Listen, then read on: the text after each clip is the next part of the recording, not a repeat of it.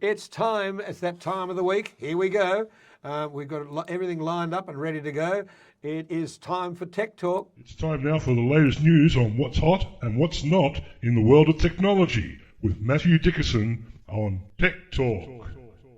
Here on TCFM 88.9. Morning, Matthew. How are you? Woo! We're back. We're back on screen, folks, so you can see us again. Woo! It was very exciting seeing you in the flesh, Richard. I didn't know I missed you so much. Oh, thank you, darling. No, good fun.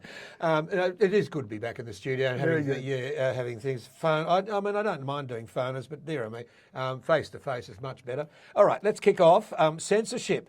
Article 19 of the Universal Declaration of Human Rights. I know where you got all this stuff from. And then you get on about the Third Reich and so on. What it is, it gets down to Google censoring things. Yeah, that's right. And I think it's relevant when we look back at history. As you say, Article 19 says that everyone's got the right to freedom of speech.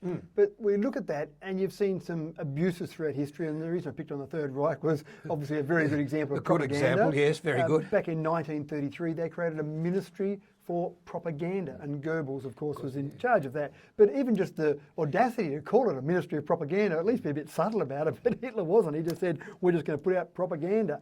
So the really interesting thing here is that Google has now said they're going to censor any advertising for people that are climate change deniers. They've already done the same thing with people that are anti-vaxxers.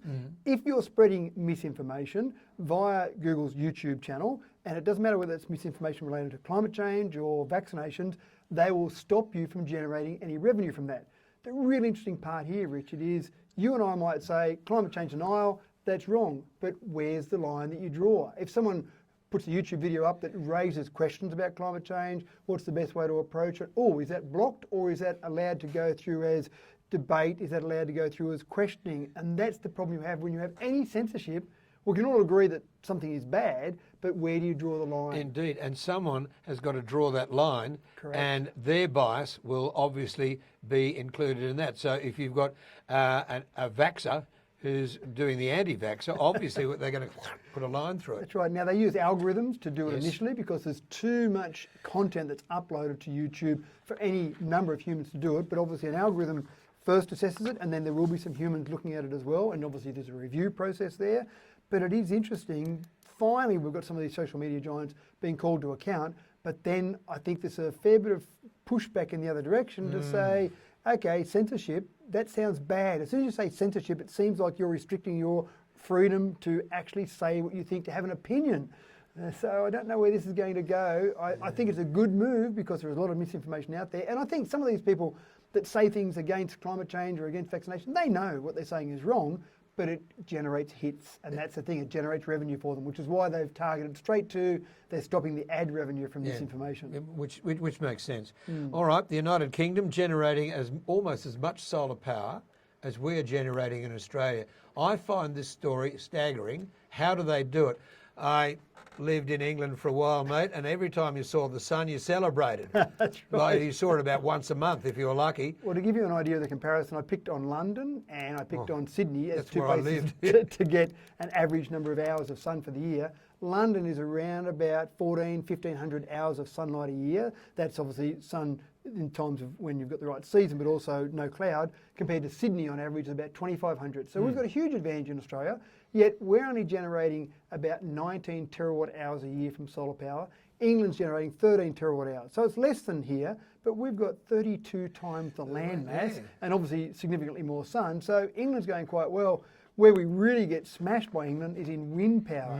They're generating about 3 times the amount of wind power that we're generating. So overall, in renewable power from wind and solar, they're generating double the amount of power that we're generating, up around 80 or almost 80, 77 terawatt hours a year to our miserable, low 30s in terms of terawatt hours. Never been to Dover where it hasn't been blowing a gale. That's right. So you look out to France and there's wind blowing everywhere. They've got a bit of an advantage in wind power. Yeah, but again, I think it's about the focus. And I think that's where we're lacking. And this whole story was about, great, we've got solar panels on lots of rooftops around Australia. We're the #1 rooftop solar connector. So that says Aussies individually are doing a great job, but from a government perspective, I just think they're letting the team down a little bit from a worldwide perspective. And we have got this huge chunk of land in the middle, Richard. We could be using a lot of that for generating solar power, and we know that we can transmit power over long distances now. China's got a 3,300 kilometre length of cable that runs power from one area to another.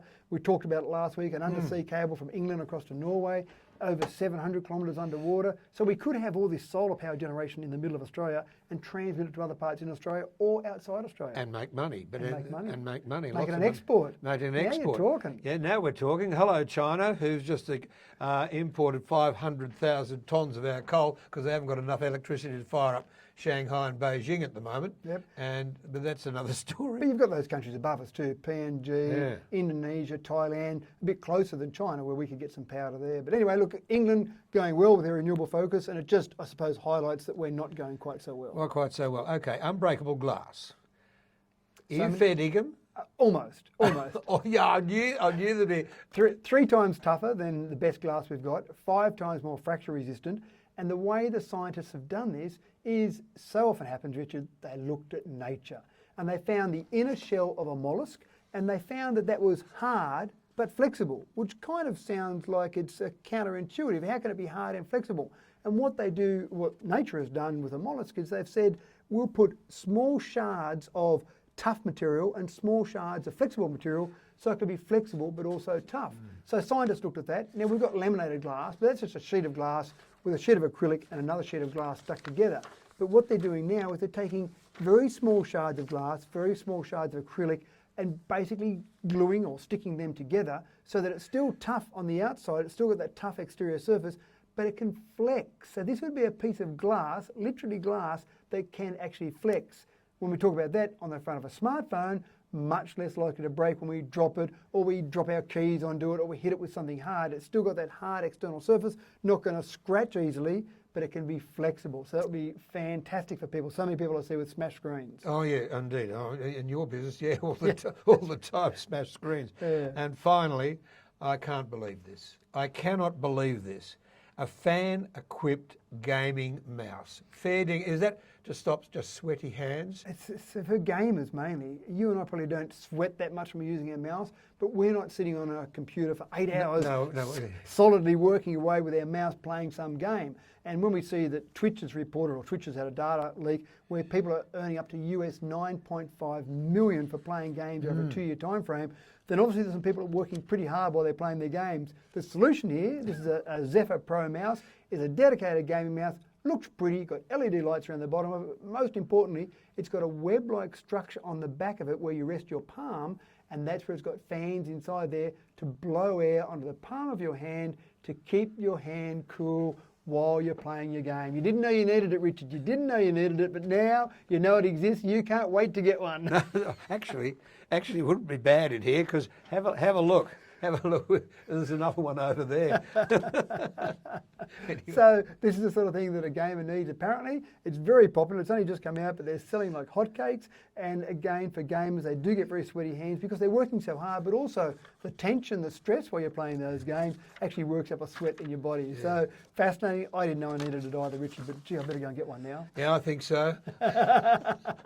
That's for the viewers. Matthew, always good talking with you. We'll see you next week for Tech Talk. I'll see you next week, exactly. That'll be good. That'll be good. It's 27 to 10. This is DCFM 88.9. More Tech Talk at around about 9:20 next Wednesday morning. Okay, let's do this.